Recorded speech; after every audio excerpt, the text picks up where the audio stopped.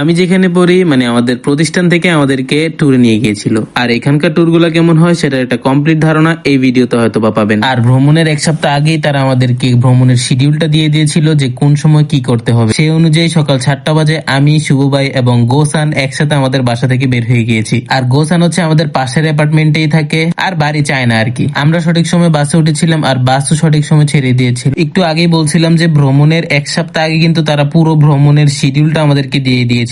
আর ওই শিডিউলের মধ্যে each and everything লেখা ছিল যে আমরা কখন কোন সময় কি করব। আর হ্যাঁ, এই দেশের মানুষ কিন্তু সময় নিয়ে খুব স্ট্রিক্ট। রাস্তা দিয়ে ভিউ দেখতে দেখতে যাচ্ছিলাম নাকানোকেনের দিকে আর চিন্তা করছিলাম আল্লাহ খাউন যে কি দেয়, আশা করি ভালোই দিবে। কারণ আমাদের গাক্কতে বাংলাদেশি, নেপালি, শ্রীলঙ্কান, ভিয়েতনামি, চায়না আরো বক্কর সকর অনেক আছে।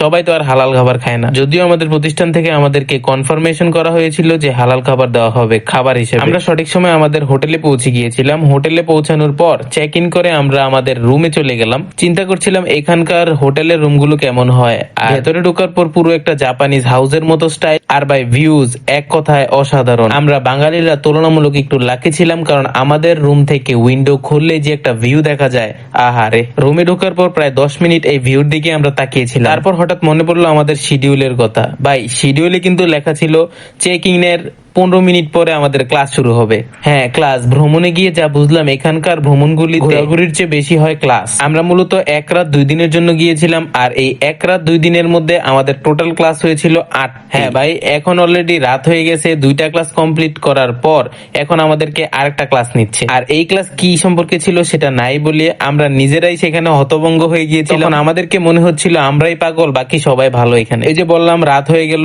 দুপুরে কিন্তু কি খাইছি সেটা বলি নাই। দুপুরে খাইছিলাম হচ্ছে ভাত আর ডাল। এই কারণে জিদ করে আর ভিডিওই করি নাই, কারণ এক্সপেক্ট করছিলাম আমরা ভ্রমণে গিয়েছি ভালো কিছু খাবো। যাই হোক, এখন যে স্ক্রিনে যে টিচারটা দেখতে পাচ্ছেন, যে হলুদ গেঞ্জিওয়ালা, এটা কিন্তু টিচার।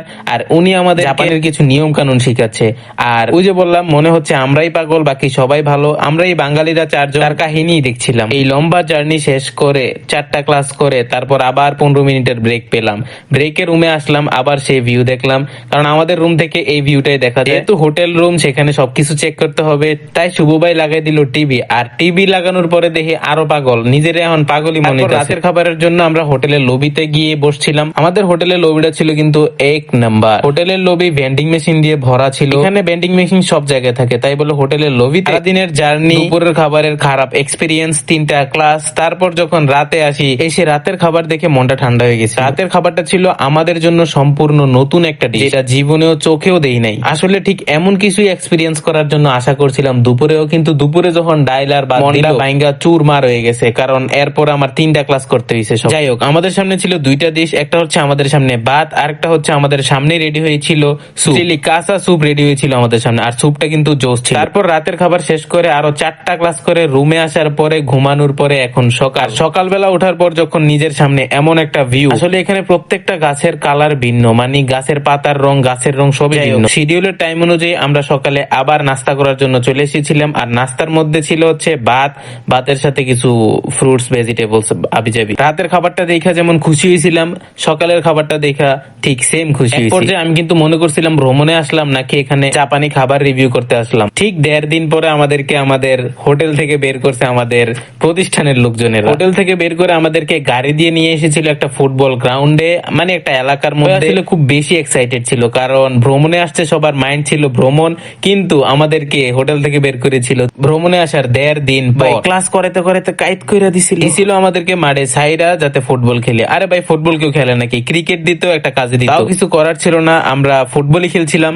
চিন্তা করতেছিলাম আহারে ব্যাট বল যদি আনতাম, নিজেরাও ক্রিকেট খেলতাম, অগরও একটু ক্রিকেট খেলা শিখাই দিতাম। যাই হোক, এই আজাইরা খেলা খেলতে খেলতে খুব বেশি বোর হয়ে গেছিলাম। আর বোর হওয়ার পরে কি করবো, চিন্তা করলাম একটু ঘুরে দেখি কেমন কি অবস্থা। আমরা যে জায়গায় গিয়েছিলাম সেখানকার ভিউ ছিল অসাধারণ। মানে ভাই, মানুষ বলে না জাপান এই জাপান ওই, জাপান অনেক সুন্দর। ভাই ঠিকই, আসলেই খুব সুন্দর। কিন্তু সেখানে সমস্যা ছিল একটাই, সেখানে আশেপাশে কোন রকমের দোকানপাট কিছু ছিল না। কিন্তু এখানকার ভিউ দেখলে সব অভিযোগ শেষ। আর আমাদের ভ্রমণ কিন্তু শেষ পর্যায়ে চলে এসেছিল। মানে এখান থেকে আমরা আবার হোটেলে যাব। হোটেলে গিয়ে দুপুরের খাবার খেয়ে কিন্তু আবার রওনা দিব আমাদের গাক্কর উদ্দেশ্যে, মানে বাড়ির উদ্দেশ্যে। একটু আগে বলছিলাম এখানকার গাছের রং বিভিন্নটা বিভিন্ন রকম। আর ডানে বামে উপরে নিচে সব দিকে এখানে পাহাড় ছিল। আর ঠিক 1-2 মাস পরে এখানে বরফ পড়বে। বরফের মৌসুম মৌসুমটা খুব জোস এখানকার, যদিও আমি আসিনি বরফের সময়। ফুটবল খেলার পর অনেকক্ষণ ঘুরে, প্রায় 1 ঘন্টা ঘুরেছিলাম। 1 ঘন্টা ঘোরার পর আমরা আবার চিন্তা করলাম না আরেকবার ফুটবল খেলা যাক, যেহেতু সময় ছিল। তখন শুভ ভাই গোলকিপার হিসেবে দাঁড়িয়েছিল আর আমরা গোল করছি, অনেক স্ট্রিক্ট গোলকিপার। হ্যাঁ, যাই হোক, আমাদের খেলা দেখে আমাদের এক টিচার এসে পড়েছিল গোল দেওয়ার জন্য। হ্যাঁ, এই সাদা টি শার্টের লোকটাই ছিল আমাদের সেন্সে, মানে এটা হচ্ছে ভিয়েতনামি সেন্সে। ওই পোলাটা অনেক চেষ্টা করলো গোল দেওয়ার জন্য, কিন্তু শুভ ভাই যে গোলকিপার, পুরা বাংলাদেশের বাস পাখি। হ্যাঁ হাই ইমা রাইজুব ও